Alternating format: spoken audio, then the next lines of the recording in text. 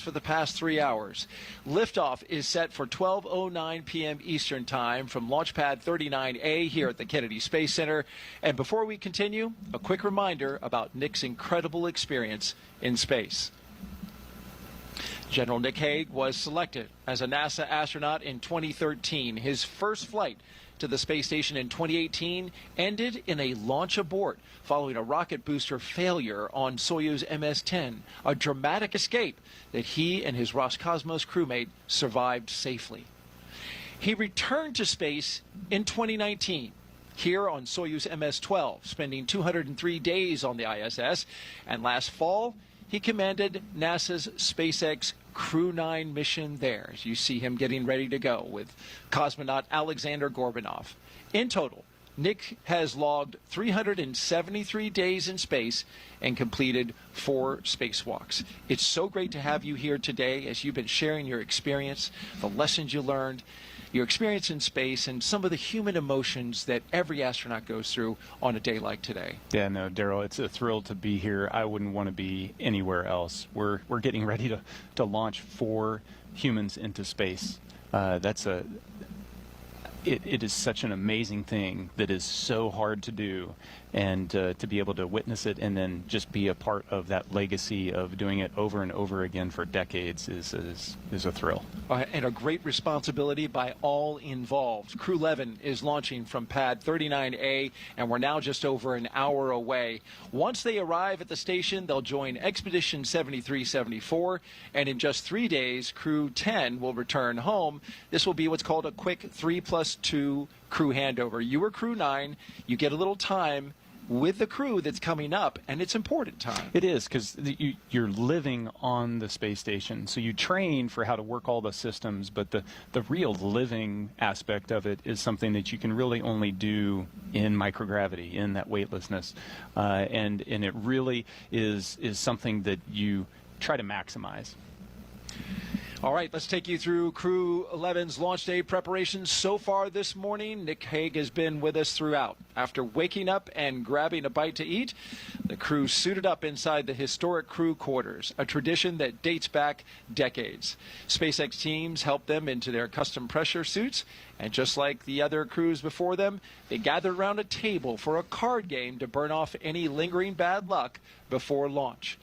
After that, they followed in the footsteps of every NASA astronaut since Apollo 7 in 1968, walking out to greet a crowd of family, friends, and supporters with a big wave. Then it was into their Teslas for a security-escorted ride out to Launch Pad 39A, a 20-minute journey filled with anticipation as they drove up with their rocket in sight. Once there, they looked up, got a close-up look at the rocket, walked through the crew access arm, and climbed into their spacecraft. And now, there they are at the top of this rocket, inside that Endeavour capsule, and they are awaiting the next big milestones, the fueling of the rocket and the arming of the launch escape system. Throughout the broadcast, we are taking your questions to Nick Hague. Just use the hashtag AskNASA on the platforms Facebook, YouTube, X, and Twitch. We really want to hear from you. So send us those questions. He's got answers, and he's got good ones. Also, if you're watching YouTube, be sure to refresh your player or browser so you can join our live chat. At this time, we are expanding our coverage to include our partners at SpaceX. So let's welcome in the SpaceX and NASA commentators joining us live from Hawthorne, California, home to the SpaceX mission team. Welcome aboard. Thanks, Daryl. So excited to be joining you and Nick Hague here, and Joseph. I'm Somi Srivastava, a certification engineer here at SpaceX. And I'm Joseph Zakshevsky with NASA Communications, and you're absolutely right. It's a thrill to be here today, and it's exciting to be joining you again from Mission Control here in Hawthorne as we count down to liftoff of Crew 11 just over an hour from now. Crew 11 is our 11th operational mission with SpaceX, flying astronauts for long-duration missions to the International Space Station, and the 12th as a part of NASA's commercial crew program with SpaceX. Crew 11 has 2 first-time flyers on board, as well as a veteran NASA astronaut and a veteran Japan Aerospace Exploration Agency, or JAXA astronaut, making their return to microgravity. The multinational crew also represents 3 different space agencies: NASA, JAXA, and Roscosmos. Today's crew will fly aboard Dragon Endeavour, which was the first operational Dragon to carry crew on board during SpaceX and NASA's Demo 2 mission in 2020 with astronauts Bob and Doug. Endeavour has been pretty busy since then, having also flown NASA's Crew 2 mission, AX-1, and NASA's Crew 6 and Crew 8 missions. This will be the first Dragon to fly 6 times. Overall, for the Dragon fleet, this will be Dragon's 49th visit to the space station and its 19th human spaceflight mission overall, and the 5th Dragon flight just this year. Now, over the last 3+ hours, Crew 11 has been going through all the detailed process of getting ready for their mission, as you've been following along with Nick and Daryl from the Cape to the International Space Station. So let's introduce you to the crew. In the commander's seat is NASA astronaut Zena Cardman, who will be conducting her first space flight.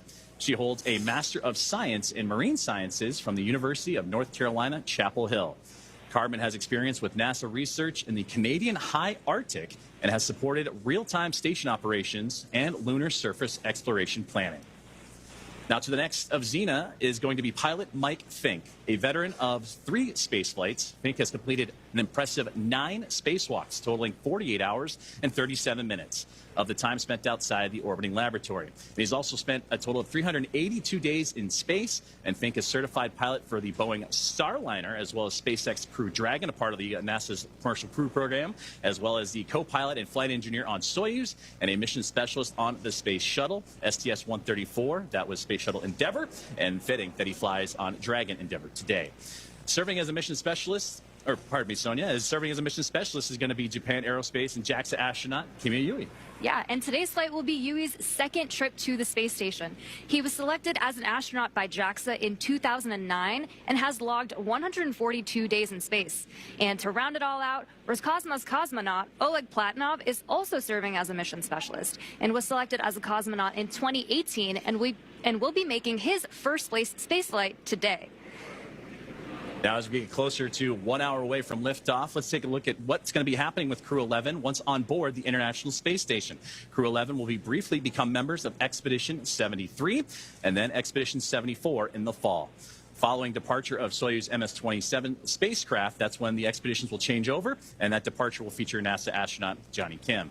They'll also conduct space station maintenance and scientific research to understand plant cell division, finding alternatives to antibiotics and microgravity, investigate producing essential nutrients on demand for long-duration missions, and study how spaceflight affects human physiology and psychology. The crew will also engage with students worldwide via the ham radio and use its existing hardware with newly integrated software to test a backup lunar navigation solution. So as the crew continues to prepare, as does the team on the ground, let's check in with another member of our broadcast team, Ronnie, here with SpaceX for an update on all things on the rocket, the capsule, the crew, and more. Ronnie? Thanks so much, Joseph. I'm Ronnie Foreman, a senior sales manager, joining you today from the SpaceX Statics Desk. It continues to be a smooth countdown, and we are looking good for an on-time liftoff, which is at 12:09 p.m. Eastern Time from the historic Launch Complex 39A in Florida. Now, coming up here in just about 15 minutes, we're going to be listening in for our team to report our final readiness for propellant load with a final go, no-go poll. Of course, here on the ground, teams will be staffed around the clock in Mission Control, which is just behind me here in Hawthorne, to monitor Dragon and the mission, not just today, but throughout the entire mission, from liftoff to Crew 11's arrival at the space station, all the way through splashdown when our astronauts return home. On console or on headset in Mission Control, as you can see on your screen right now. Isolation valves to equalize low flow pressure.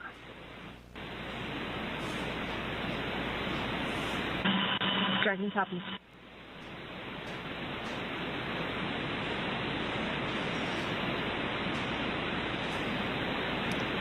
So we got some good live action there from our teammates in Mission Control. The mission director is the one in charge of the room and tasked with making those real-time decisions that ensure mission success. The person we just heard talking to the astronauts is the crew operations and resource engineer, who we'll refer to as the core throughout the broadcast. Our 4 additional team members are focused on vehicle systems, including avionics, navigation and control, software, propulsion, life support, and communication with ground support teams. Apart from mission control here, our Falcon 9 team is currently located in the Launch and Landing Control Center at Hangar X in Florida. So with less than an hour until launch, we are settling final check propellant loading and launch. Back to you, Joseph. We are getting that live action in real time, and we'll continue to monitor those communications with the crew and everything surrounding Crew 11 and their launch here today. Now, NASA has its own team members at NASA's Mission Control Center in the International Space Station's Flight Control Room, and that's in Houston, Texas, where another teammate of ours for today's broadcast, Sandra Jones, you've heard from her earlier. That's where she's located and has been busy preparing the International Space Station for Dragon's arrival. Now, the team in Houston is currently working through their go, no goals and looking to confirm that the station is ready to receive Dragon Endeavour and the new crew. Now, following liftoff for the flight today, it's going to take about 39 hours, you've heard about phasing, so a good stair-step journey to get to the International Space Station, with Dragon flying autonomously the entire way. Docking is targeted for the early morning hours on Saturday, August 2nd at 3 a.m. Eastern at 12 a.m. Pacific time. And just like autopilot on a commercial aircraft, the crew always has the ability to take manual control of the spacecraft if needed. We are now at T-minus 58 minutes and counting down to today's launch. While we wait, let's check in with NASA's Sandra Jones at the Johnson Space Center to see how things are shaping up at Mission Control in Houston. Sandra, how's it going over there? Tracking copies. Go for 4.100 set. We'll go. And welcome back to Mission Control Houston here at the Johnson Space Center in Houston, Texas. We are here in the hub of human spaceflight at NASA. The team here has pulled go for launch in the International Space Station, is ready for the crew to lift off as they begin their journey to the orbiting laboratory. At the time of launch, the space station will be traveling 260 miles over the South Pacific Ocean. In the home stretch of the rendezvous, NASA and SpaceX flight controllers will enter into what we call integrated operations, where both flight control teams will conduct a series of go, no-go polls for Dragon Endeavour's docking to the International Space Station. Rotational missions like Crew 11 help NASA continue to maximize the important research and technology demonstrations made possible only in the International Space Station's unique microgravity environment. The space station is critical for NASA to prepare for future commercial low Earth orbit destinations and to understand and overcome the challenges of long-duration spaceflight necessary for a long-term presence on the Moon and crewed missions deeper into the solar system, including on to Mars. Now, here's a closer look at the mission and what Crew 11 will have to look forward to during their stay aboard the International Space Station.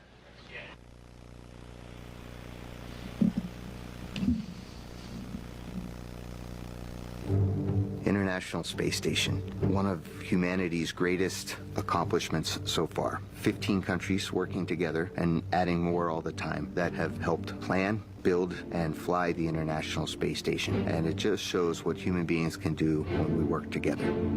As Crew 11, we are about to launch on board a Dragon spacecraft to the International Space Station. We are actually continuing ISS mission almost a quarter centuries. Right now, crew members are working very hard on the ISS. So we got that result, and actually we do more researches, then pass that information to Crew 12. Конечно, исследования на Международной космической станции, как я считаю, они очень важны, и они являются ключевым звеном в развитии технологии, науки и всей цивилизации. И все самое лучшее из космоса всегда приходит рано или поздно на Землю в виде новых открытий, новых приборов, возможностей и технологий. I'm very excited to see what kind of payloads we get to work with. It's a really interesting day-to-day life where 1 hour you might be fixing the toilet and then the next hour you're working on a physics experiment studying fundamental processes of our universe. We're going to be up there for a lot of time. And we're going to, every day, be in space, look at the Earth go by, and accomplish some really amazing science. We will do material science and human research in space, lots of experiments, and then maybe do some spacewalks. It's a really fun crew to be on. We're going to enjoy every moment, and we're going to help each other to be successful and accomplish our mission. So we have various kind of difficult training together. For example, emergency training in Building 9 or emergency training in SpaceX. This kind of training actually made our bond stronger. Наш экипаж Crew-11 – это экипаж, который состоит из высокопрофессионально подготовленных людей. И мне нравится этот экипаж. In some ways, my only expectation for the mission is to fly and return home safely and still friends when we get back. There's so many things to play around with, to study, to explore, and I'm really open to every possibility, ways to engage with the International Space Station. We all came from other crews. Kimiya Yui-san and I both came from Starliner 1. Oleg was on a Soyuz mission before this, and Zena, of course, was on Crew 9. But we all came together with our previous experience, melded into a really fun team. We're ready to go fly to our International Space Station.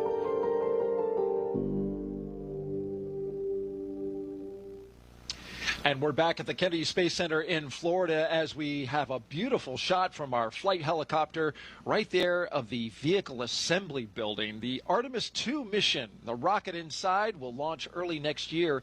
4 astronauts around the moon. But we are focused now on that launch pad that you see right ahead of us, which is Launch Pad 39A and the Falcon 9 rocket with the Endeavour spacecraft on top of it. We've got 4 astronauts inside right now getting ready to launch to the International Space Station. And we've got Nick Hague, NASA astronaut, with us, co-hosting our launch broadcast today. And Nick, we have questions for you that have been coming in from social. Would you like to take a few more? I'd love to take a few. Been doing a great job so far, so let's put that next question up on the screen. This is coming in from #AskNASA. During CRS missions, these are cargo resupply missions with Dragon, I noticed that most of the time there is cargo in the trunk, but I never see any of the trunk during crew missions. Why is that? Yeah, the crew missions fly up with an empty trunk, and that's really a mass constraint so that we can get those people up there. People require a lot of clothing, they require a lot of food, and all of those supplies have to get on, and so that comes at the expense of something in the trunk. Great answer. T-minus 51 minutes and counting, and now we're counting down to the moments before we arm the launch escape system and start fueling the rocket. But before we do that, let's send it over to NASA's Tony Jaramillo, who is standing by live at one of the best viewing locations here at the Kennedy Space Center. She's joined by NASA's Acting Administrator, Secretary Sean Duffy. Tony? Hey, thanks, Daryl. That's right. This is one of the best viewing locations where our guests have an amazing view of the rocket at the launch pad off to my left here. And joining me is Secretary Sean Duffy, NASA's Acting Administrator. Secretary Duffy, did you have a chance to speak to the crew before they headed out to the launch pad? I did. I was behind the glass yesterday with them. Again, I would tell you, they're right out of central casting. So smart, so personable. Especially Mike, who actually flew on the shuttle missions. But this is Zena's first trip into space. So yeah, I got to talk to them.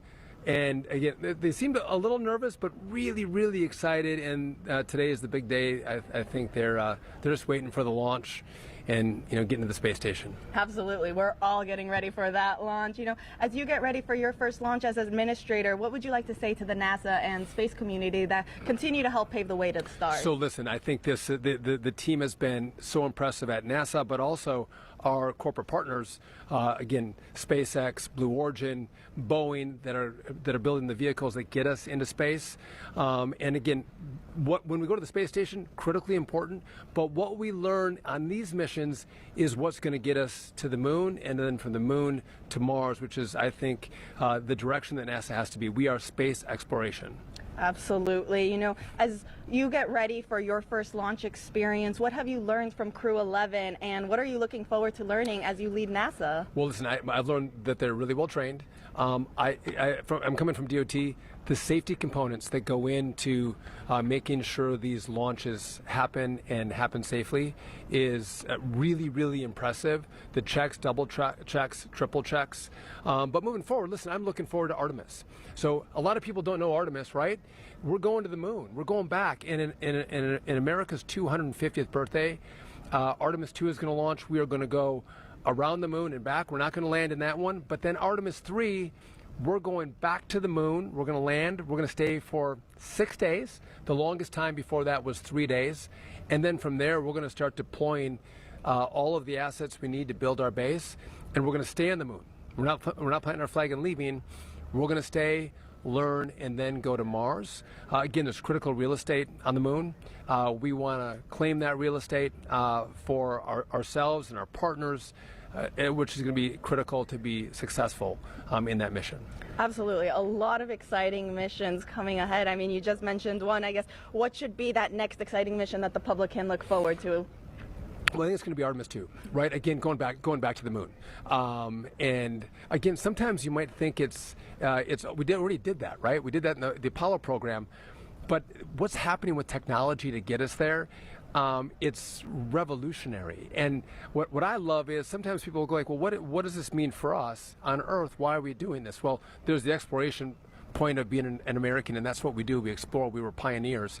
But also what happens with our scientists, our engineers, the machinists, the welders, the jobs that are created, and the quality and innovation in rockets that are happening in America, and the time frame in which we can produce them is amazing. And we have great competition. Obviously, this is a SpaceX.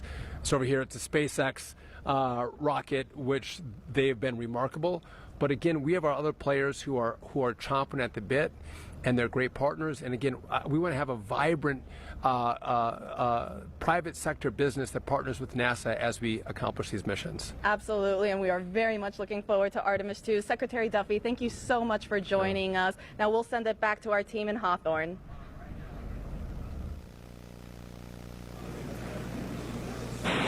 Thanks, Tony. That was an awesome interview with Senator Duffy. We are also really excited to see what Crew 11 does and accomplishes on their mission. But now let's bring it back to Mission Control here in Hawthorne, and the teams are continuing to prepare Falcon 9 and Dragon for launch. Falcon 9 is the first orbital-class rocket that is capable of reflight. Together, Falcon 9 and Falcon Heavy have completed more than 519 launches and over 448 reflights. Incredibly impressive. And today, the booster that Crew 11 will be using is going to attempt to land at Landing Zone 1, which is just down the coast from NASA's Kennedy Space Center in Florida. This will be the third flight of this particular first-stage booster after supporting a Starlink mission earlier and recently Axiom Mission 4. That was the successful fourth private astronaut mission to the International Space Station. Rapid reusability drastically reduces launch costs, and it's the key innovation that is making space more accessible for the entire space industry as a whole. While this young booster is on its third trip to space, we are working towards qualifying our fleet of Falcon boosters and fairings to support up to 40 missions each. For those of you following along, we're currently at 29 flights of a single Falcon booster, which is absolutely wild. Increasing Falcon's flight count provides valuable information and data on repeated reuse, which is a supercritical element in making life multiplanetary. This same spirit of continuous iteration and innovation does not stop with Falcon 9. NASA awarded SpaceX a contract to develop the USG Orbit vehicle, a modified Dragon designed to guide the space station through a controlled re-entry into Earth's atmosphere. And when the time comes and the International Space Station reaches its end of operational life, which, trust me, it still has a lot of life to give right now, Dragon will help achieve that safety orbit. During the CRS-31 cargo resupply mission, Dragon successfully performed a reboost test for NASA that demonstrated Dragon's ability to change the station's orbit, and we'll see a similar test coming up, and that'll help inform plans for the upcoming commercial resupply mission number 33 with SpaceX, where Dragon will fly an extended mission and repeat that reboost demo with a modified trunk called the Boost Trunk. This modified trunk will give Dragon the ability to change the station's velocity by up to 10 meters per second. And testing these added capabilities will provide NASA with additional options for station operations in the coming years. And yet another innovation that SpaceX is working on is the intravehicular spacesuits, or IVA suits, that astronauts wear during Dragon missions. These suits are worn by the astronauts while they're inside the spacecraft, Countdown 1, the poll versus for the propellant load and extravehicular launch is EVA complete, and the spacesuits team that are... polled go for propellant load and launch. For all operators in MCCX and Hangar X, both control rooms will go into lockdown at T-minus 45 minutes and will remain in that state until LES is disarmed. All operators are to remain at their console and maintain a sterile cockpit until MD confirms successful disarming of the launch escape system following orbit insertion or propellant offload in the event of a scrub. For non-urgent no-go conditions, brief the CE or LD and they will approve aborting the count. For urgent issues affecting the safety of the operation, operators shall call hold, hold, hold on the countdown net. Launch control will abort the launch auto sequence immediately and proceed into launch abort. At T-minus 10 seconds, launch control will be hands-off and relying on automated abort criteria for the remainder of the count.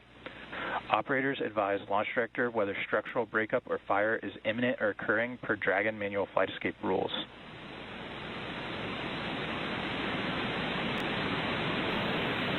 Launch control, you may proceed with arming the crew arm for movement.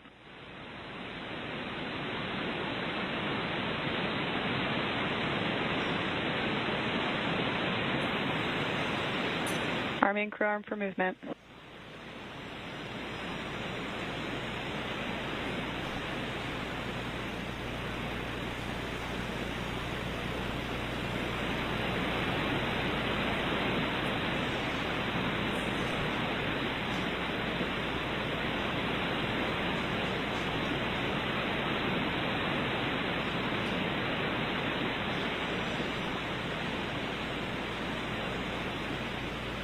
Crew access arm retraction started.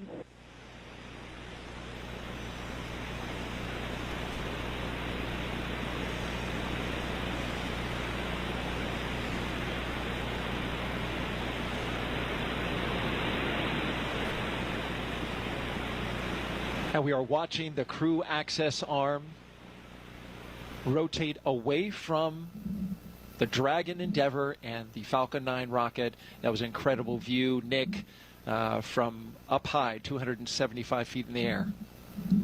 Yeah, and so as the arm goes away, that's really your first unobstructed view out those two windows inside the Dragon capsule. Unique to Dragon for Soyuz flyers, there were no your windows don't open until you get all the way up to orbit and come out of the fairing. So here you can see what the weather's doing outside for yourself. And there they are, strapped in, Crew 11. Our next big milestone. Crew access arm retraction complete. As we hear that the crew access arm has completed its retraction. Our next big milestone is to have the astronauts drop their visors and start up for Section 7 in their operations. SpaceX, you are go for Section 6. Close visors and arm launch escape system. Dragon copies, go for Section 6, closing visors and arming LES. They may have renumbered the procedures because in the past it was Section 7. That's we may not have gotten that update. But this is a critical moment indeed. And that crew access arm, it can rotate quickly back to Dragon in this moment. Dragon, visors closed, arming LES. In this moment, in between, before they have the launch escape system fully armed. Right? Indeed. So the commands that are available to Xena and Mike at the displays, she's arming the launch escape system now. As that's armed, there's also a button that's going to show up that'll allow them to do an emergency egress, which will command that arm to swing over rather rapidly. And by the time you're out of your seat and ready to open the side hatch, the arm's in place so that you can get to the escape tower. From the escape tower, of course, they would zip line down to safety, to waiting vehicles, and then exit the launch escape system is verified armed. The blast danger area. Now we have the launch escape system armed. This is a critically important system, Nick, that you actually had to use on one of your missions, MS-10, back in 2018, that saved your life and the life of your fellow crew member. It's part of spaceflight today. What does it provide for this crew in this moment? Yeah, in this moment, it's its safety net. So the launch escape system is constantly trying to determine, is everything going okay? And it does that with looking at a bunch of different parameters. But as long as those stay within bounds, it doesn't do anything. But if something changes, or if there is a handle that the crew can initiate the launch escape, if that's activated, then this is going to separate them from that rocket and get them to a safe distance. And it's from the point right now on the pad all the way until they're in orbit. They've got that continual safety net there to protect them. That capsule can get up in a hurry, too, as you were mentioning with these abort systems. They got to move quickly, going 436 miles per hour in a matter of 7.5 seconds. The Dragon can do that when it fires up its Super Draco engines if it were needing to get away from the pad in a hurry. Yeah. Absolutely. You want a rocket full of fuel and oxidizer. And so if that energy is released, you need to be as far away from it as you can be. And so that escape system is designed to get them away in a heartbeat. As long as everything continues nominally, it's our hope that that system will not be needed today. As we march towards loading those propellants Nick was talking about, that begins at T-minus 35 minutes and counting. Another big moment when they start flowing RP-1, Rocket Propellant 1, which is a refined form of kerosene, similar to jet fuel, as well as that oxidizer that together produce that 1.8 million pounds of thrust to lift that rocket and the crew into space. Yeah, it's definitely an important moment, but it's also an exhilarating moment because this is when you start to hear the rocket come alive. The pumps and the fluid moving and the vibrations and it's, Dragon starts to have a personality, if you will. You can hear those sounds, right? Valves moving and clicking. You feel it, yeah. You hear it, you feel it. T-minus 37 minutes and counting until liftoff. We're just 2 minutes away from beginning to load propellant into the Falcon 9 rocket.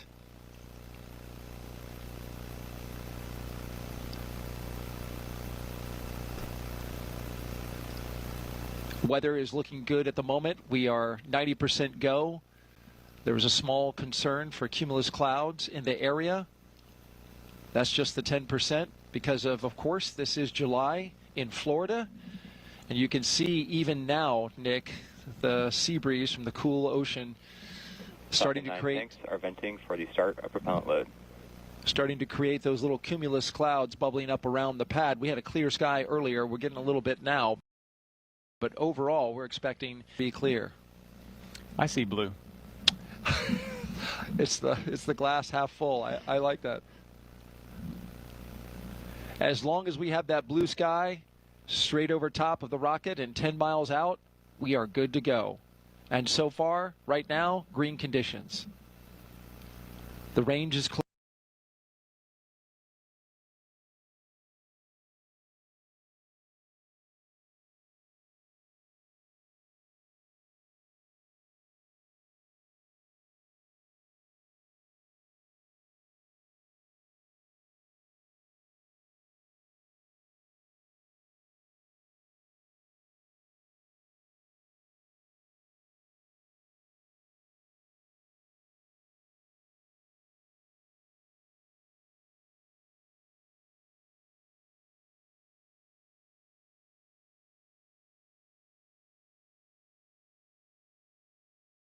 Highlights just the expansive team that even for this one place, the number of organizations that have to work together and they're necessary for success. Our 4-person crew, 2 NASA astronauts, 1 JAXA astronaut, and a Roscosmos cosmonaut seated in launch position, monitoring their systems on their heads-up displays.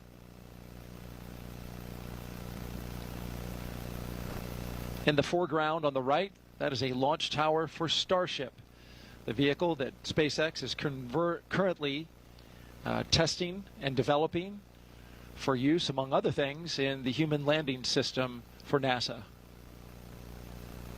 The launch auto sequence has started. And that's the call that begins the propellant flowing into the rocket. And now we are on an autonomous timeline counting down to 0 at 12:09 p.m. Eastern Time. This is a good milestone. It really signals that we're going to space. Yeah, it's the clock is definitely ticking. Up to this point, the crew's been strapped in for a little more than 2 hours. There's been margin built into the schedule just in case, the side hatch doesn't pass its leak check or a suit doesn't, whatever pops up, we've got a little margin. As we get closer and closer to liftoff, that margin disappears. And so now we're on a pretty tight timeline all the way down. 35 minutes to launch. The visors have been closed since they armed the launch escape. It's been about 8 minutes. It's at this point where I'm sitting there going, I wish I had scratched my nose before I put my visor down and trying to figure out how I'm going to do that, because they're going to be like this for another 45 minutes with the visors down. Boy, that sounds like a long time when you put it that way. Well, there's great anticipation, right? This is the moment they've been training for, a year in the making. For Zena Cardman, who's essentially trained twice, even longer than that.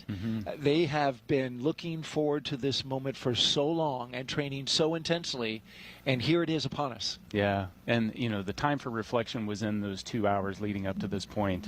At this point, now it's the mental rehearsing. They're chair flying exactly what's going to happen during the next 10 minutes when they lift off, and all the different things that they're going to need to do, as well as the couple few activities that they're going to have once they get to orbit. Chair flying. That's what our astronauts are doing right now, and we'll stay with them as we count this down. For now, let's send it out to SpaceX in California.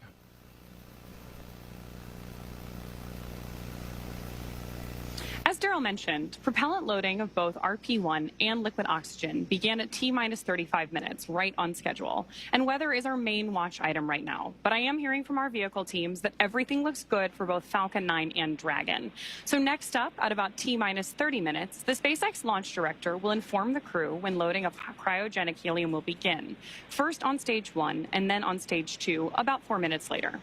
Stage 2 RP-1 loading should wrap up at about T-minus 20 minutes and 30 seconds. Then, as we approach T-minus 16 minutes and 30 seconds, we should hear a call.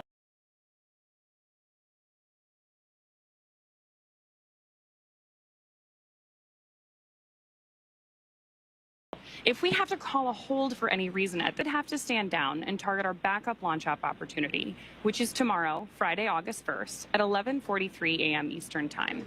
That's because we have an instantaneous launch window today. So let's take a minute to do a little Orbital Mechanics 101. An instantaneous launch window means that we need to launch at exactly the right time, and that's driven by our planned rendezvous point, which is the location where Dragon and Station meet in space. Right now, the International Space Station is orbiting the Earth at more than 17,000 miles per hour, and Dragon needs to catch up to it. That means we have to deliver Dragon to the correct orbit. We do that by timing its trajectory relative to the orbiting laboratory so that they're both in the same place in space at the same time. A precise liftoff time is crucial for hitting that rendezvous point. Now, again, that means that at this point, if we hear a hold called, we'll be standing down and likely targeting that backup launch opportunity tomorrow.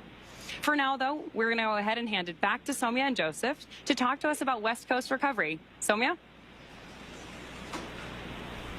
Thanks for walking us through that, Ronnie. We are now at T-minus 31 minutes and counting, getting closer and closer to getting our Crew 11 astronauts into space. Once their mission is complete and it's time for our crew to splash down back on planet Earth, they'll be heading to one of several targeted sites supported by SpaceX. Until recently, Dragon recoveries primarily occurred off of the coast of Florida. This year, SpaceX moved Dragon recovery operations off the coast of California to allow Dragon to complete its deorbit before safely jettisoning the trunk over the Pacific Ocean. When they return, Crew 10 will be SpaceX's third crew mission to splash down in one of the new locations. From 2 was the first back in April this year, followed by Axiom 4 in July. The new splashdown locations are near LA, Oceanside, and San Diego.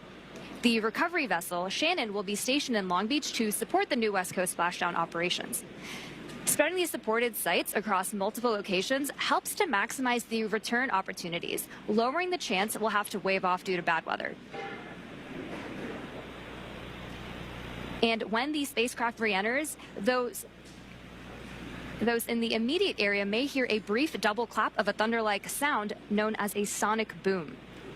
I can't wait to hear one myself one day, but to hear everything that's gone on and to move operations to the West Coast has been incredible to watch, both from a SpaceX standpoint and from NASA, to see the teams across the country working together, the International Space Station Commercial Crew Program. And like Nick mentioned earlier, there's an army behind every one of those movements and getting ready and preparing for these West Coast splashdowns. So it's going to be phenomenal to watch and see NASA's first crew mission return on the West Coast. Well, back to today's mission, Crew 11, as they continue to get ready to go. They're inside now half an hour until launch time. Let's take a look at more and a bit more and learn about the astronauts flying today. I think it's really innate in our human nature to want to keep exploring and to keep pushing boundaries. Everything that we do in space is ultimately for Earth and for the human species. We are having a lot of good experiments on orbit, making new medicines. That is actually good for everybody. By understanding how to live and work in space like we have with the International Space Station, we can now become a multiplanetary species by having bases on the Moon and bases on Mars. И выполнение полета в космос, на мой взгляд, важно, потому что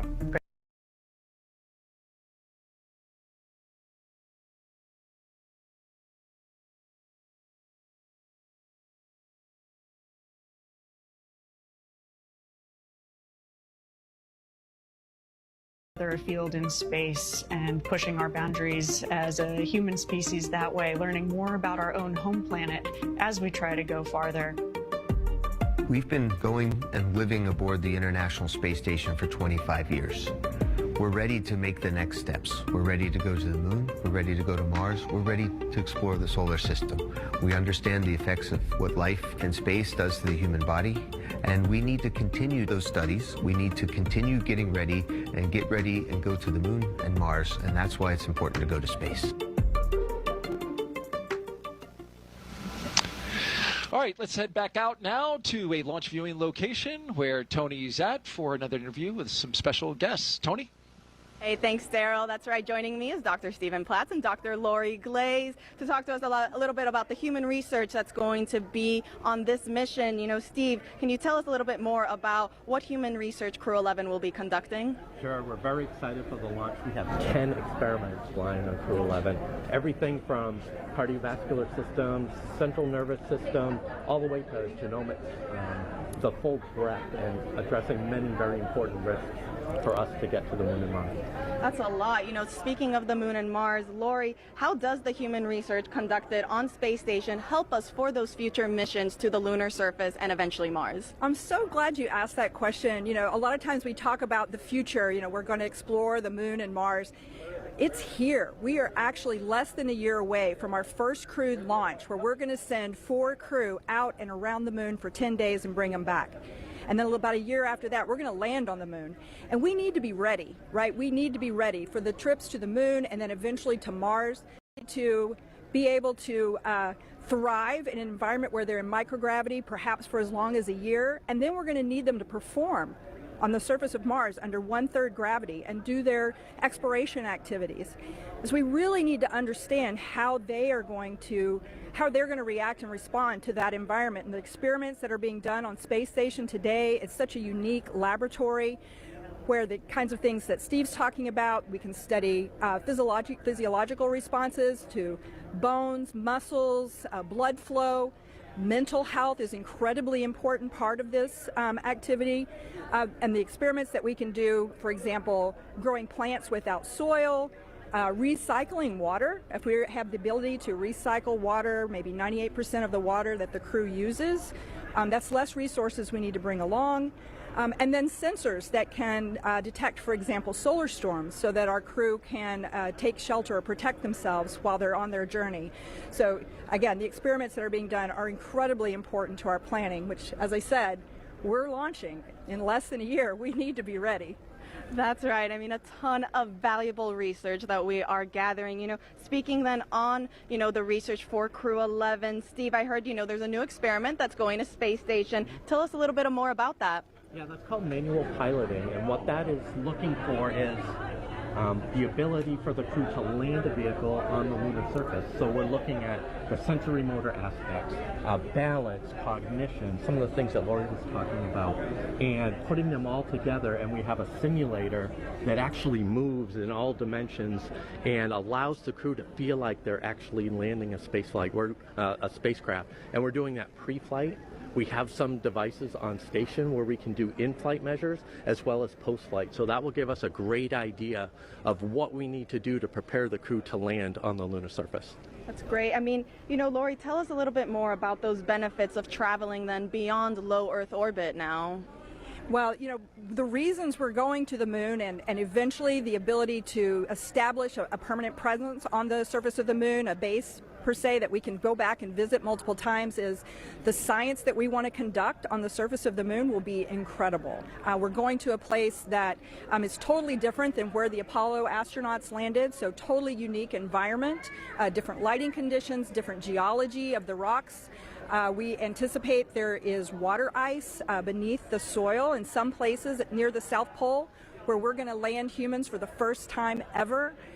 So we will be able to do incredibly unique science, but we'll also be able to continue the human research aspects for longer duration stays on the surface of the moon where we're trying to live and work, and that will again feed forward to help us be better prepared for Mars. Absolutely. A ton of exciting things coming up. Thank you both so much for joining us. Now we'll send it back to Daryl and Nick.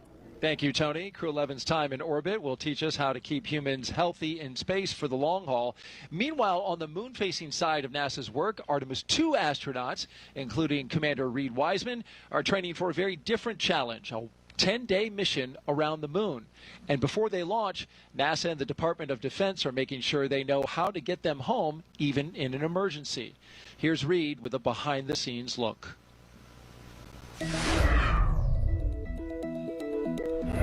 Hi, I'm NASA astronaut Reed Wiseman, commander of Artemis 2. I'm here at the Kennedy Space Center in Florida, and as you can see, work is well underway for our next mission to the moon, both on land and off the coast. Back in June, teams with NASA and the Department of Defense used an area of open water off KSC to rehearse procedures for a possible rescue after an ascent abort from the SLS rocket. Instead of using astronauts, they used a set of test mannequins staged inside the crew module test article, a full-scale mock-up of the Orion spacecraft. You can see pararescuers jumped from a plane into the water with their specialized equipment, then approached the spacecraft, opened the capsule, and transported the mannequins to the helicopter safely for medical care.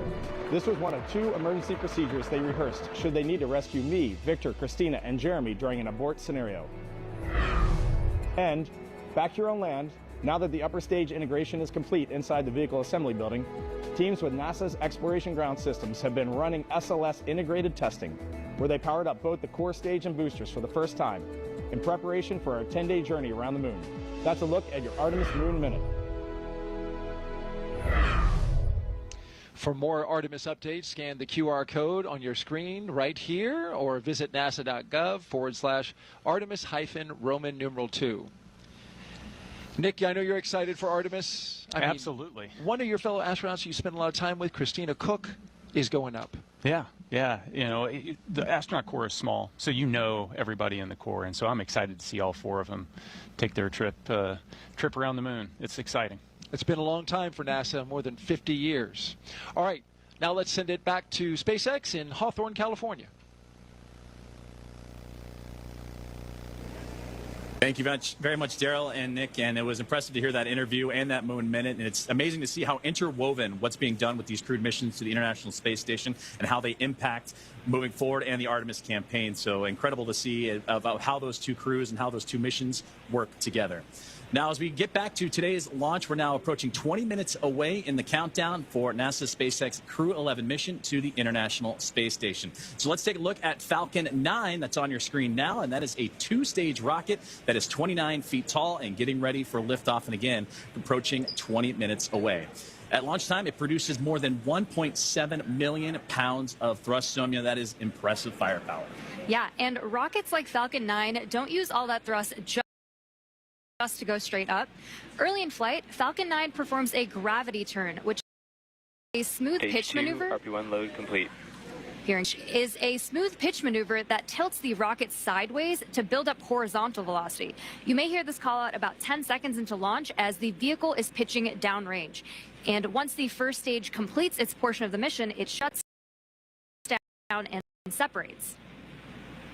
At a stage rocket booster to eliminate the weight and uncover the Merlin vacuum engine on stage 2. To reach orbit, the vehicle needs to go fast, hitting an orbital velocity of about 28,000 kilometers an hour. And that's just to keep it from falling back to Earth due to gravity. That's fast enough to lap the Earth in about 90 minutes or fly from New York to here in Hawthorne, California in under 10 minutes, which is about 7 times faster than the U.S. Air Force's SR-71 Blackbird. After stage separation, today's booster will be landing at Landing Zone 1 at Cape Canaveral Space Force Station. This particular booster will be returning to Earth for its 3rd time. The second stage takes over from there, powered by a single Merlin vacuum engine, also known as the MVAC. With its extended nozzle and optimized design, the MVAC drives maximum performance, producing 220,000 pounds of thrust in the vacuum of space. On today's mission, we'll light that engine 4 times before deploying the final payload into orbit. Now, so much of what makes Falcon 9 remarkable happens in flight. SpaceX for countdown check-in brief.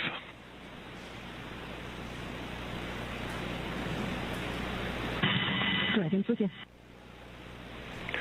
Okay, Xena, we have healthy Dragon, healthy Falcon 9, just like last time, so prop load is proceeding nominally. We do have one watch item that has popped up. There is a pop-up storm cell that is just to the north of the pad. Currently not violating any LCCs, but we are monitoring this particularly closely as it's moving offshore. We'll let you know if it starts trending towards blocking launch today, but again, not expecting that at this time. Dragon, copy zone. We've got a healthy Dragon, healthy Falcon. We're proceeding towards launch. Only watch item is a storm cell that is north of the pad, moving offshore. We'll continue monitoring, but otherwise looking great. That's a good readback. And great communications there from the team here at SpaceX on the ground in Hawthorne, monitoring. What we've been keeping an eye on throughout the broadcast here today is that weather popping up, but everything else looks strong and healthy. The Falcon 9, the capsule itself, and the crew, they're still ready to roll as we're now about 17 minutes away from the launch. Now, talking back to Falcon 9, and what remarkable happens is what happens in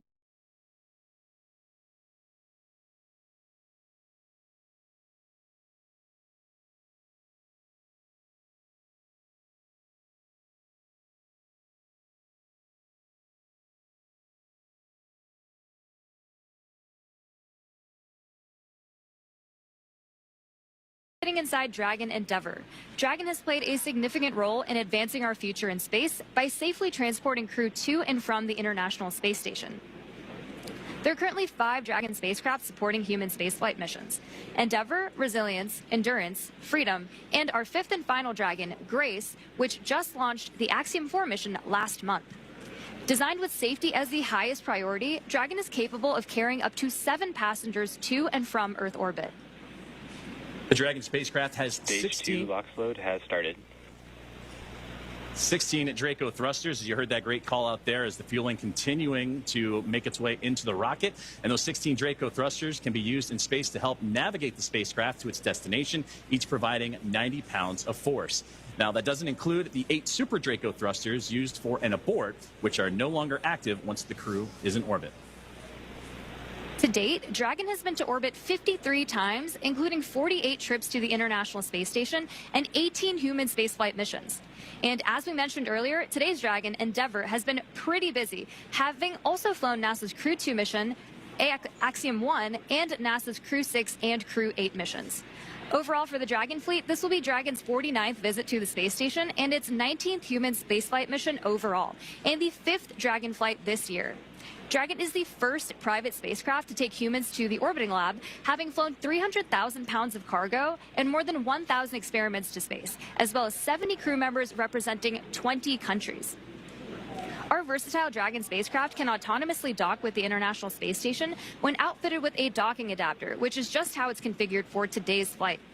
And when it's not going to the space station and it's in free flyer mode, the docking adapter can be swapped out for a cupola, as it was back during the Inspiration 4 mission. Another option we have is the Skywalker hardware, which supports extravehicular activities or spacewalks, as we did during the Polaris Dawn mission. And amazingly, there has been a Dragon in space for 1,358 consecutive days since Crew 3. Now, with T-0 coming up in about 14 minutes or so, our teams are continuing to do a series of system checks to ensure Dragon and the Falcon 9 are ready, with fueling continuing to get underway. And again, we're monitoring that weather that the teams here at SpaceX are keeping an eye on and have been relaying up to the crew. So let's check in with Ronnie with the latest. Thanks, Joseph. So as you've heard, we are still on track for an on-time launch today, and we're monitoring lots of different factors as we get closer to liftoff. Most importantly, both Dragon and Falcon 9, of course, carrying our Crew 11 astronauts, continue to be healthy. You heard that we've wrapped up Stage 2 RP1 loading, and that staging also wrapped up on time at about 16.5 minutes to go. The launch escape system is also armed. That's, of course, the system designed to propel Dragon away from Falcon 9 in the unlikely event of an emergency. And the Eastern Range is monitoring keep-out zones along the flight ascent corridor and is tracking no issues for today's launch. Weather continues to be a watch item, so we'll keep an eye on that. But for now, we are go for the 6th mission of Dragon Endeavour. It is a fantastic milestone for Dragon, and here at SpaceX, we could not be more excited. So to add a little something extra to our celebration, I've got our Dragon plush hanging out with me here in front of Mission Control. Now, this guy is not the zero gravity indicator for today's mission, but do keep an eye out for that once Crew 11 reaches orbit. This is, though, a fun nod to all the successful flights that Dragon has made, and all of the crews that we have been so lucky to work with. I think this is a great way to celebrate today's flight milestone, and I really have appreciated joining you all. Thanks for joining me at the status desk for all of our coverage today. With that, go Dragon, go Crew 11, and I'm going to hand it back to Sandra for status update from Houston. Thanks, Ronnie. That plush is cute. I'm going to have to get one for myself. Back here in the International Space Station Flight Control Room at NASA's Johnson Space Center in Houston, teams continue to work around the clock to monitor activities aboard the Orbital outpost. Leading the team inside the room today is NASA Flight Director Scott Stover. The team in Mission Control and the team in Hawthorne, as well as the astronauts aboard the International Space Station, will track the autonomous docking of Dragon Endeavour when they enter into joint operations. This will happen when the spacecraft enters the approach ellipsoid, which is the invisible boundary stretching 4 by 2 by 2 kilometers that helps us monitor all arriving. It's essentially the neighborhood of the International Space Station. Once docked, crew members in both Dragon and aboard the International Space Station will perform a series of leak checks, and then will work to open the spacecraft's hatch for Crew 11 to float into the space station and begin their stay. We anticipate that the hatch will be opened about an hour and a half after docking occurs. When they enter the orbital outpost, crew will be greeted by the rest of the Expedition 73 crew and will come together for opening remarks. But for now, that's going to be all from us here in Mission Control for today, as the anticipation continues to build for launch in less than 20 minutes from now. So how's it looking on the Space Coast, Daryl? Well, we've got a mix in the weather. There's some clouds that are building, but so far still looking good, okay, for launch. It's a watch item at the moment, and so we're keeping our eyes to the skies. Also, this is a first for our broadcast team right here. An astronaut who once sat right here where Nick is sitting as a commentator is now minutes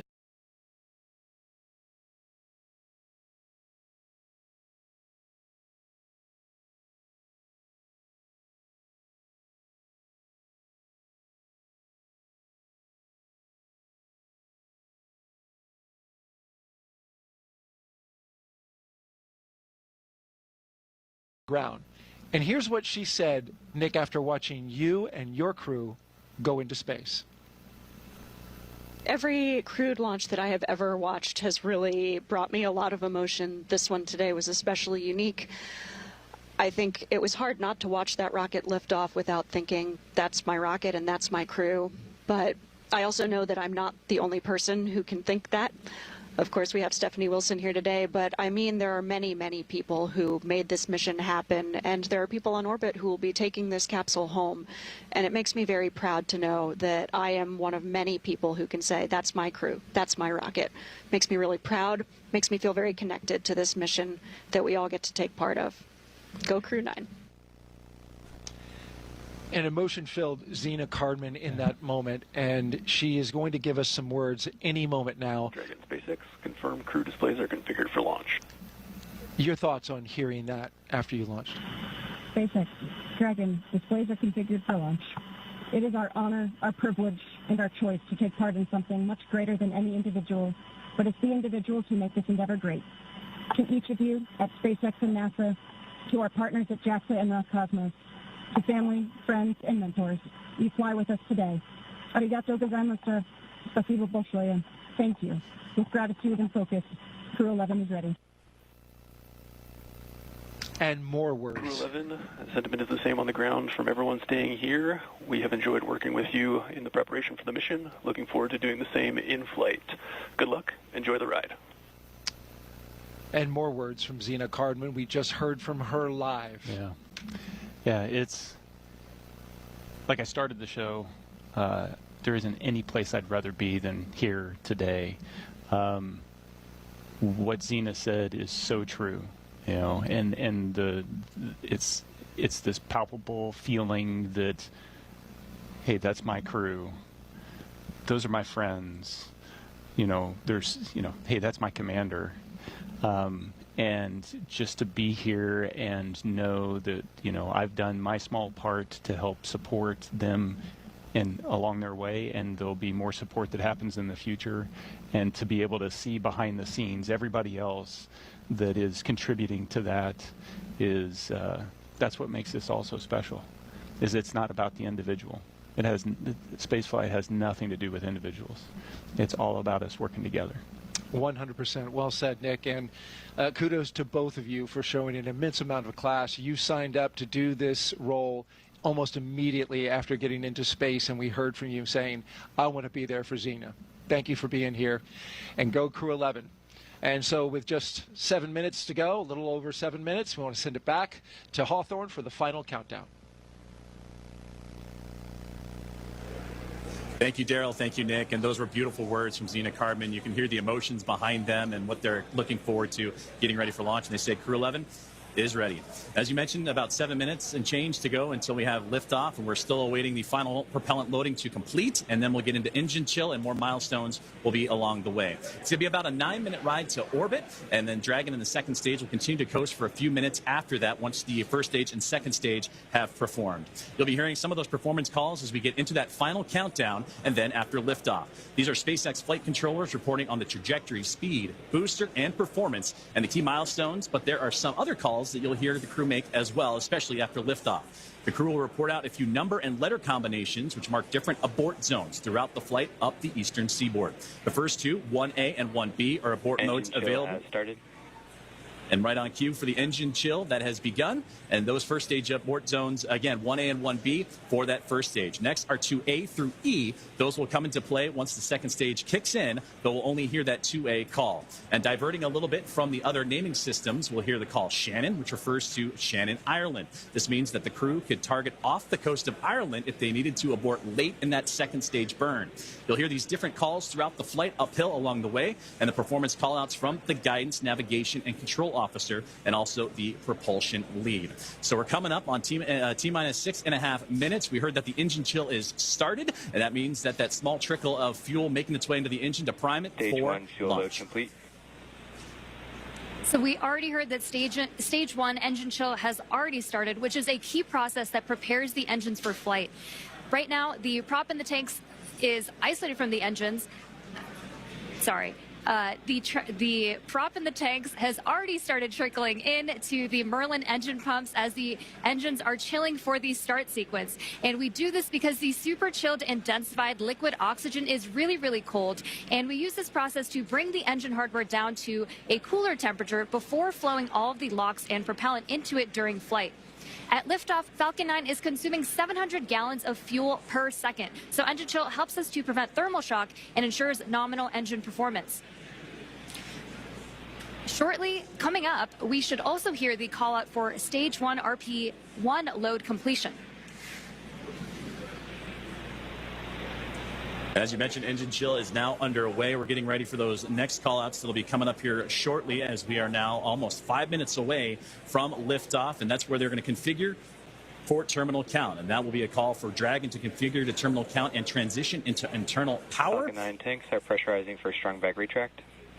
And at this point, the Dragon onboard computers configured for terminal count.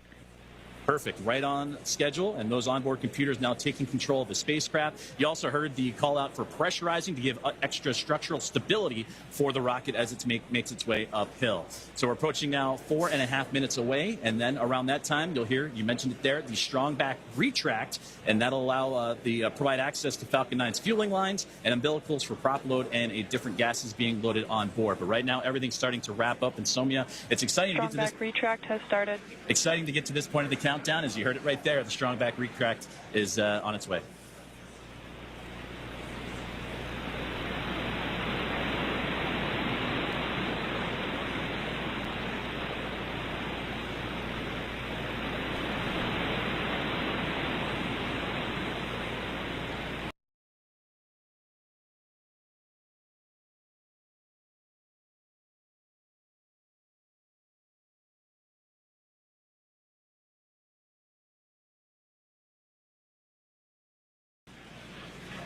In preparation for strong back retract,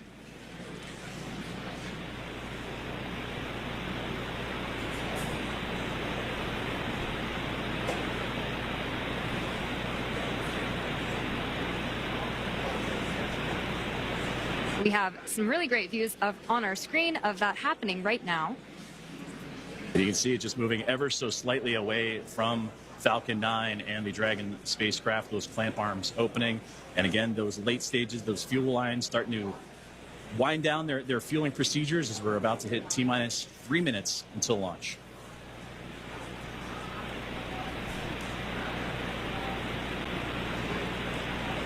Second stage loading will wrap up shortly after the first, and you've probably noticed those white clouds venting from around the rocket. That isn't smoke. Stage 1 LOX load complete. That's condensation, as stage 1 liquid oxygen loading has been completed. As liquid oxygen warms slightly inside the tanks, some of it boils off, and that gas is vented to manage pressure. When the vented oxygen hits that warm Florida humid air, in terminal count and on internal power, it instantly condenses into those clouds. As you just now heard, the Dragon now in prop load complete, on into internal power. It's fully fueled. The rocket and Crew 11 are ready for liftoff. And this rocket now transitioning into internal power. The gas closeouts will also begin to purge all the feed lines and allow Falcon 9 to be isolated. And then they'll get vented overboard through the umbilicals and strong back retract. So coming up in just under 20 seconds, we should hear the call out that LOX load will be completed on stage 2, which will mean that there will be 1 million pounds of propellant loaded onto Falcon 9 at that point. We're coming up on that call out in just a few seconds from now.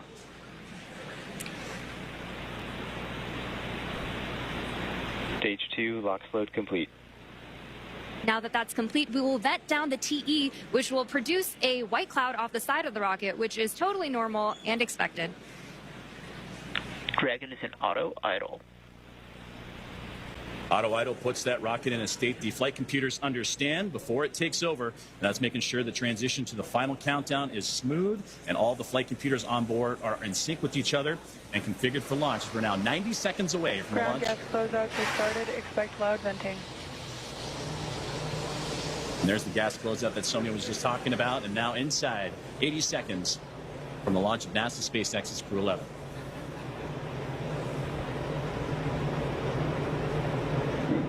On countdown net, hold. We are standing down for violation of weather rules. On trial sequence is aborted.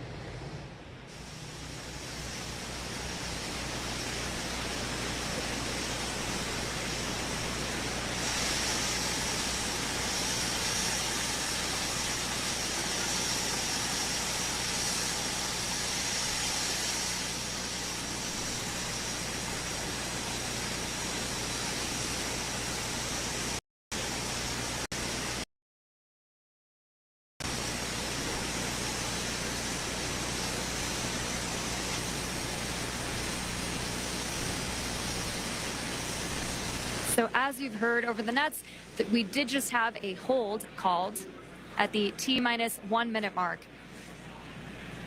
And that hold due to weather, that was something that we've been keeping an eye on. Our team here in SpaceX and Hawthorne, as well as NASA, we're monitoring that throughout today's broadcast in preparation for launch. But unfortunately, standing down looks to be the case as the weather has created that violation. But we'll continue to monitor and await for the news officially from the teams on the ground as that weather violation looks to come into play for launch today. Dragon SpaceX, bad luck on weather there. We just got clipped by a cumulus cloud right over the pad, so ended up scrubbing for weather. With that, you are go to proceed to 5.100 for launch scrub. We'll begin offloading the rocket.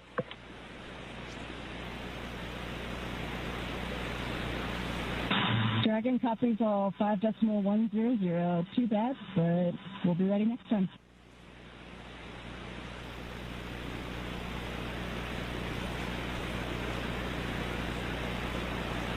And there you heard the call up to the crew that unfortunately the weather just not playing alongside with today's excitement of the launch for NASA SpaceX's Crew 11. But we have mentioned a couple times throughout the broadcast today that there are backup opportunities starting as early as tomorrow. 11:43 a.m. Eastern time is what the target time is for tomorrow's next attempt for launch for Crew 11, but it came right down to the wire, Somia, with that T-minus 1 minute. But you heard on the loops there that it was just clipped, as they said, by a cumulus cloud to violate the weather rule. So unfortunately, today's launch attempt has been scrubbed due to weather. You know, and there are 1,000 different ways that a launch can go wrong, and so we want to ensure the safety and reliability, even if it is a weather scrub. So we will stay with coverage of the crew as we follow them through the egress procedures and make their way back to crew quarters for now. And you said the key word right there, and that is safety, the safety of the crew and everyone involved on this launch and opportunity, because that's what was talked about even in yesterday's press briefings with all the program managers and representatives of NASA, SpaceX, Roscosmos, and JAXA, is that we'll launch when we're ready and everything lines up the way it needs to be. And unfortunately, due to weather, not the case today. But to recap and look back at everything that Crew 11 has done, they walked right up to the T-minus 1 minute to launch mark as everybody was safe and sound. They went through their procedures earlier today, did soup-leaton checks, also did communications checks, and were able to go all the way to the pad, climb aboard the Dragon spacecraft, and get ready for launch today. But again, unfortunately, due to weather, it will not happen, and we will target that next launch attempt, which again is going to be tomorrow at 11:43 a.m. Eastern time. We will stay with coverage of the crew as we follow them through the egress procedures, getting out of the spacecraft and making their way back to crew quarters. And to do that, we're going to head back out onto the space coast of Florida and join Daryl Nail and team as today's launch attempt for NASA's SpaceX Crew 11 has been scrubbed due to weather. Daryl? All right, thank you, Joseph and Samia. We appreciate your coverage there. And now back here with NASA astronaut Nick Hague. We just returned from being outside. We were planning to watch the launch right there from a nice viewing spot here at the press site, the Kennedy Space Center in Florida.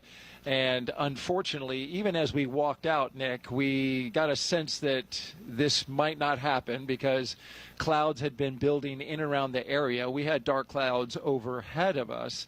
We got up on our area to watch the launch and heard a Phase 1 lightning alert go off. And then my heart kind of sank a little bit because I thought that might be it. Yep, then you see the clock stop. Yes. And you know it's happened. So it's disappointing, but there's a reason we do it, and that's to keep everybody safe.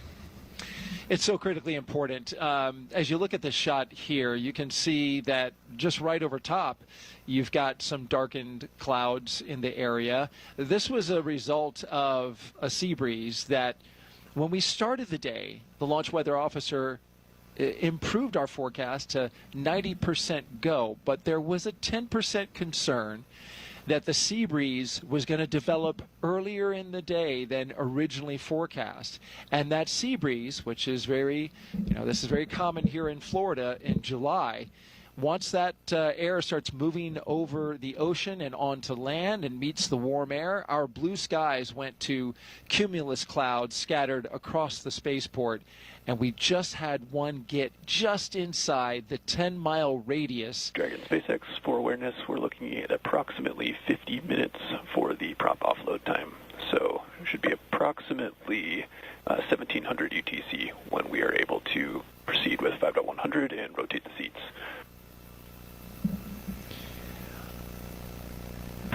Tracking copies. We're looking at about 50 minutes for prop offload, so 1700 ETC for the rest of 5.100 and seat rotation. Good read back.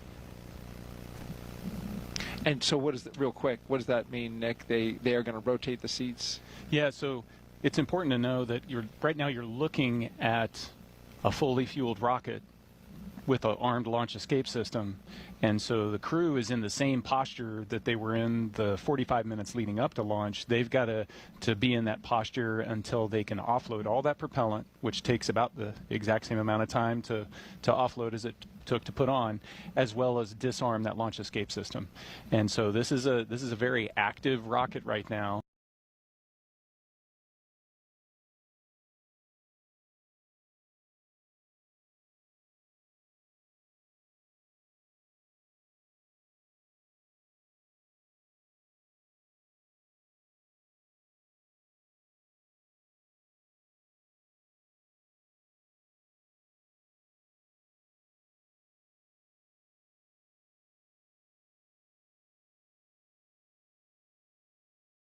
We were in that posture, ready for launch, and now we have to undo that, right?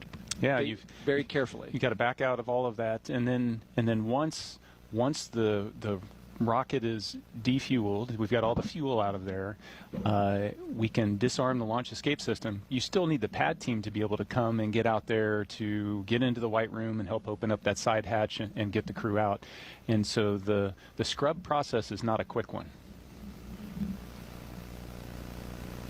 Just to finish a thought that I had said, and I think this view on the left basically shows you what the issue is. That's rain on the right half of the screen there. That's a rain cloud with rain coming down, and on the left hand, we were dealing with sun poking through the clouds on our side. We could literally see the clouds kind of going over top of our heads, getting close to the pad. And the standoff area is 10-mile radius.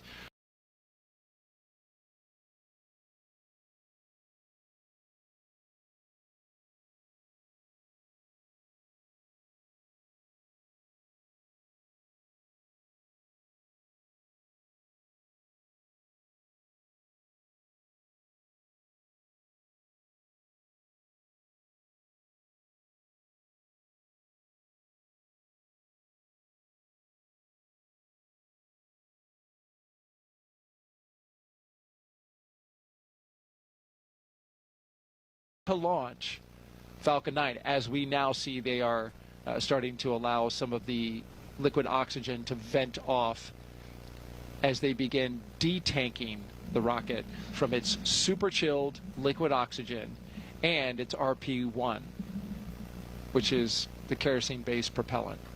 Dragon, SpaceX, propellant offload update, estimating about 45 more minutes for propellant offload. Tracking copies. Additional 4 or 5 minutes for prop offload. Now, as you recall your procedures for the crew getting out of the capsule and getting back into their vehicles and going back, take me through the timeline of the scrub procedure. Yeah, it's a fairly straightforward procedure. You're running the launch procedure in reverse, essentially, and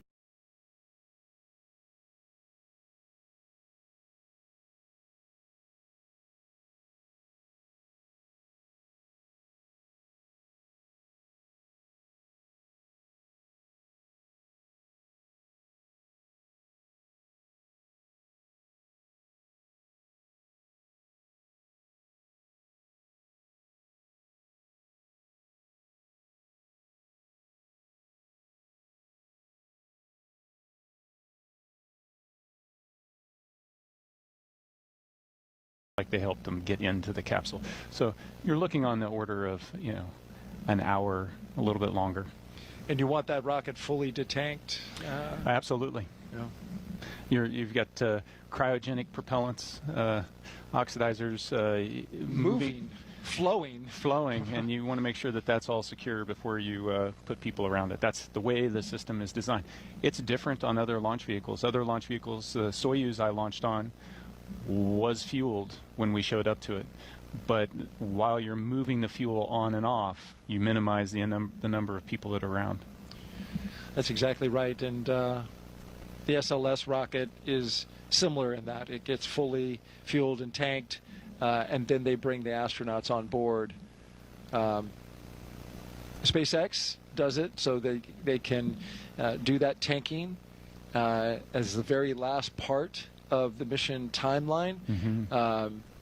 And this also allows for a quick tanking, relatively speaking, for a rocket. And then allows you to detank it. But they're using super densified liquid oxygen as well. So you mentioned it. High energy systems are engaged here, and so we are now unwinding that as we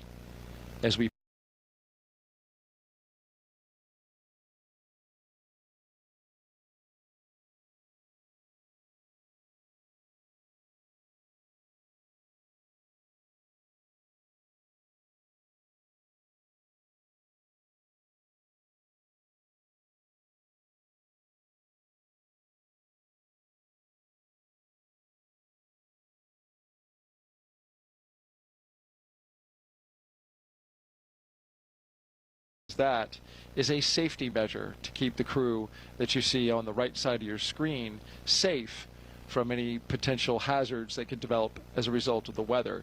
And this view gives you a clear look at exactly where the clouds ended up now just about 10 minutes after when we were supposed to lift off, right over top of us. They were certainly in the area. We heard the lightning warning go off, and so we knew when we were standing out there watching this launch that that was a bad sign.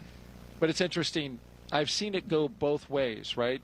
Where we get a launch forecast that is 85% no-go, but you find a hole in the clouds that's just 10-mile radius.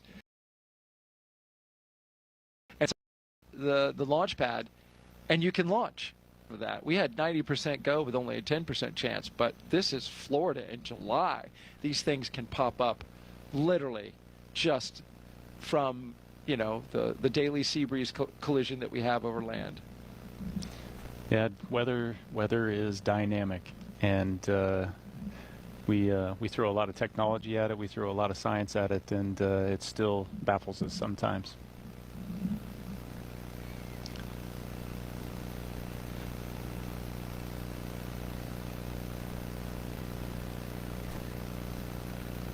So the mental shift that you make when this happens, you've got to attempt to not make the mental shift immediately, because it is it is a live launch escape system that you're in, but inevitably there's okay, so once we get out of here, what's the next step? When is our next opportunity going to be? They've already been looking at weather predictions for days out, so they understand what the impacts to the phasing and the mission profile might be.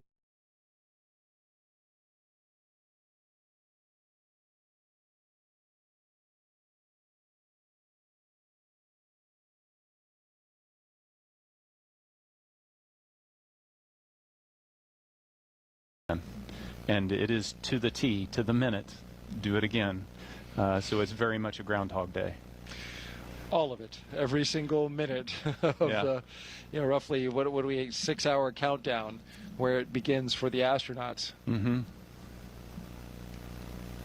And you mentioned the backup days. Joseph mentioned those before he tossed over to us, but it's worth mentioning again. Our backup opportunities are tomorrow, Friday, with a T0 at 11:43 a.m. Eastern Time. Our coverage would begin at 7:30 a.m. on NASA Plus. The weather for tomorrow is just a little bit better than it was today, but what does that tell you, right? We scrubbed today. It's 85% go. The concern is the same, because the same pattern could develop. it's cumulus clouds building up and around the pad. But I will add this. We have moved a little earlier in the day. So the later that sea breeze develops, the better opportunity we'll have for getting some clear weather. If we can't do it tomorrow, then our next opportunity would be Saturday, August 2nd. We'd still have an 85% go for Saturday. Same concern with cumulus clouds here at the launch pad. In both of those cases, well, let me talk about the backup number 2. The T0 for that day would be 11:21 a.m. for a launch, and that would be an instantaneous window. And you can see the pattern. We move about 22 minutes early every single day that we delay from this particular T0 today. And of course, that's orbital mechanics. We've got time. You want to explain that one? Yeah, sure. So the international. Yeah, no, you got to wait for the plane of the orbit of the station to cross overhead, and it just works out each day that it's a little bit earlier. Unfortunately, if it had come overhead a couple minutes earlier today, they would have been able to launch. The weather would have been clear.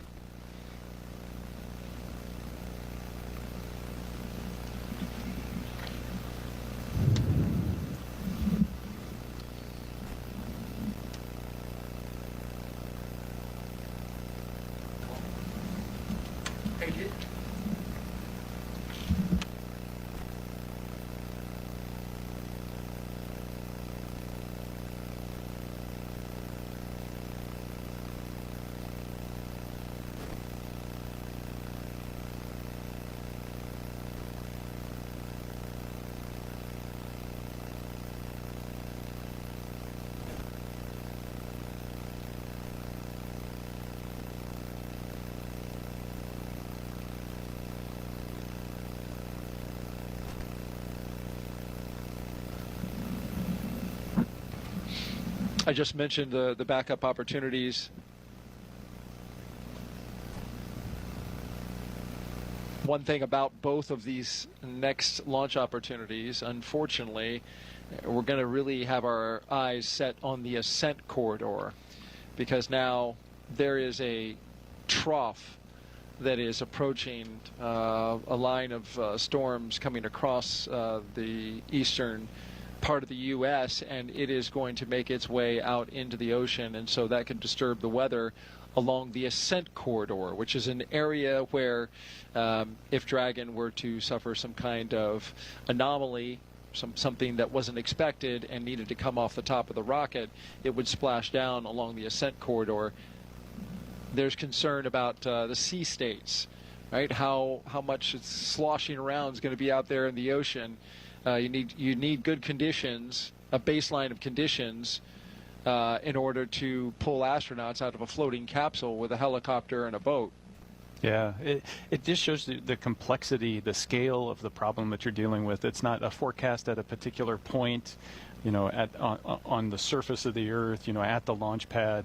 It's, if you imagine this 3D trajectory of the rocket's path going up to orbit, you've got to clear all of that for weather, but not just clouds and rain and severe thunderstorms, but like wind shear and drastic changes in the wind direction can create problems for the rocket. And then, in case there was a need to return them early or to abort, you also have to clear the weather on the surface along that path as well. It's just an immense amount of respect for the teams, both at SpaceX and also at the Space Launch Delta 45 over on the Space Force side, the weather shop there, in trying to put their arms around all of this. Like I said, weather is really complex, and they do a fantastic job. But if we got a chance, 90% chance, you take it all the way to the end and see what Mother Nature gives you. And I'm sure, as an astronaut, when it's your arse in the seat, you want that level of awareness, that level of scrutiny given to the weather throughout the trajectory, throughout the launch area and the launch period. Oh yeah, the immense respect for them, knowing that their job is watching my back. And Dragon, SpaceX, propellant offload update, estimating 37 more minutes for propellant offload.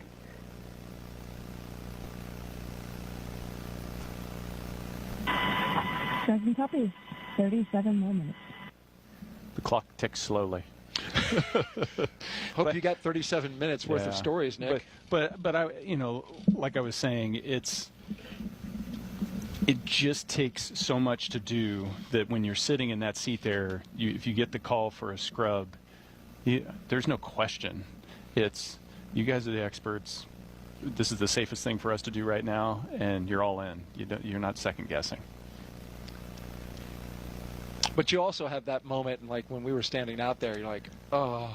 There's the disappointment. There's the knowing you're going to have to go through this all again. The disappointment not just for the crews, but you know the team that's in quarantine with the crew has got Groundhog Day again. The families, the litany of goodbyes that you'll say again. There's a psychological, emotional toll of going through all of that again, and that's why.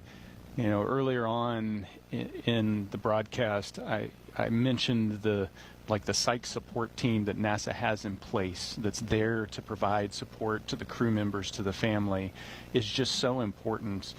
Even when something like this, relatively minor, not stressful something happens, there's still an emotional toll, and they're there to support everybody through it. And that's just because NASA recognizes the importance of that kind of support.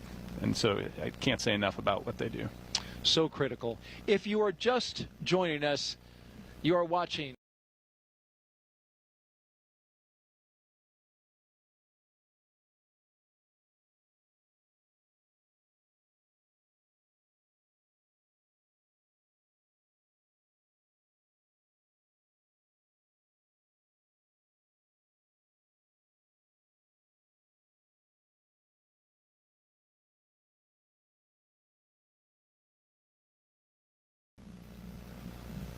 while we have a fueled rocket on the pad, and we're looking and in fact detanking at this moment to bring the dynamic nature of the situation out there at the pad down to basically ground zero, reset everything, detank the propellants, offload them, pull the astronauts off and get them back to crew quarters.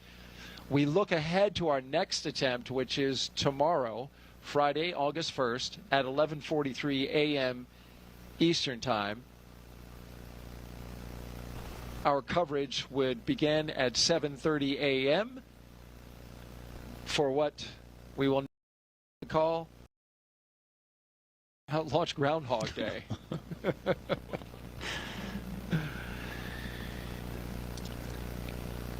And you can see there the start time is 7:35 a.m. So it's that'll save you 5 minutes if you want to join us right at that moment. We'd love to see you again. Yeah.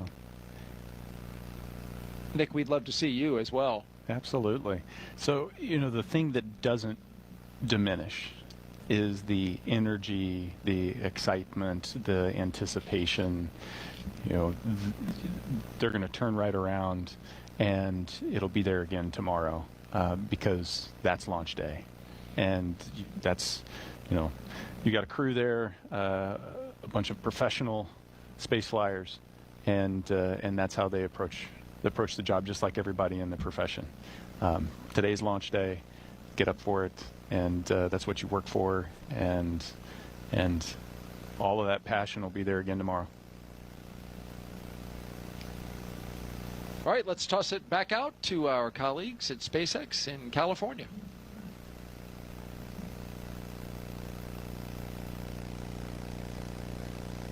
Thanks so much, Daryl. So couldn't agree with you both more. What we're doing here is trying to make sure that we are effectively doing the launch procedures in reverse. Right now we're detanking Falcon 9, so we're taking about 1 million pounds of RP-1 and liquid oxygen off the vehicle so that our crew can safely exit the spacecraft.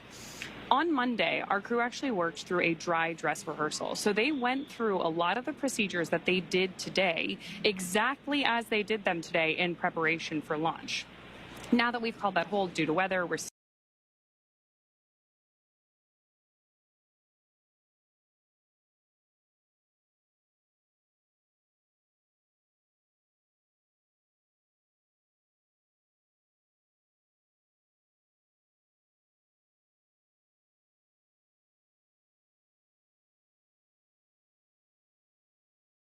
opportunity tomorrow at 11:43 a.m. Eastern.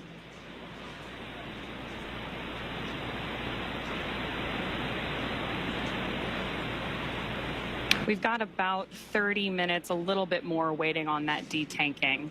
And obviously, you've got a view of Crew 11 there on the left-hand side of your screen, and down in the corner, you can see that Dragon spacecraft sitting on top of the rocket, still at LC 39A at Space Force Base in Florida.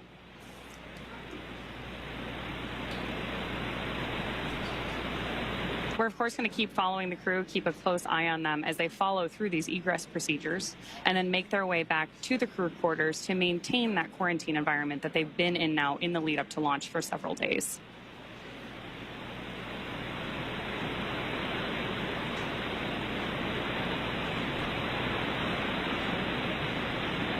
Anytime we have crew on board the vehicle, safety is the most important thing. So while our teams continue through this detanking process, we are also going to continue our coverage and stay with our crew until we know that they have safely departed our launch pad.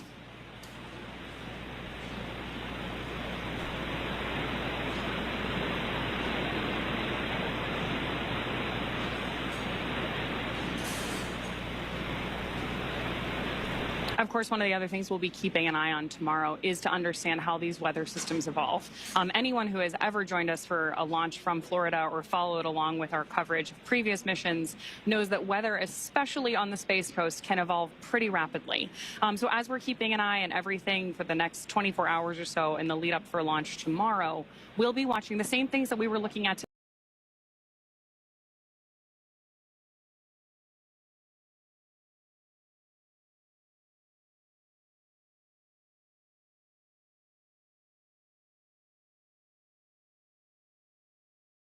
It's the flight path too, with our crew safely inside. Also, recovery. So especially for these astronaut missions, because we are moving so quickly.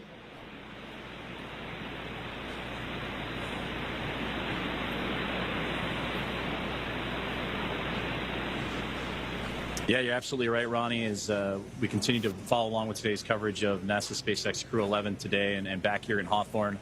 And you mentioned something that was the biggest key, whether it's prop loading or offloading, the procedures that were needed and required to do so, whether it was the static fire or preparing for actual launch date today, and that is safety. And that goes back to what everybody has been talking about throughout the mission, throughout the broadcast today, but even going into the pre-launch press conference yesterday with all the program managers, representatives from NASA headquarters, the International Space Station Commercial Crew Program, SpaceX, Roscosmos, and JAXA. That was the biggest key for them, is that we whether it's hardware or the weather that surrounds the crew itself. And that is unfortunately one violation coming in. And to recap, that violation and that hold was called right up at the T-1 minute mark to launch. And there you can see a great view of the Dragon SpaceX spacecraft that is sitting up on top there with Crew 11 still inside. And Ronnie, you mentioned that we still have about half an hour or so for that detanking of the Falcon 9 rocket. There you can see the crew just taking it easy, relaxing. They're just kind of waiting their turn, waiting their time is again to safely prep the rocket. You'll see the crew access arm when the time comes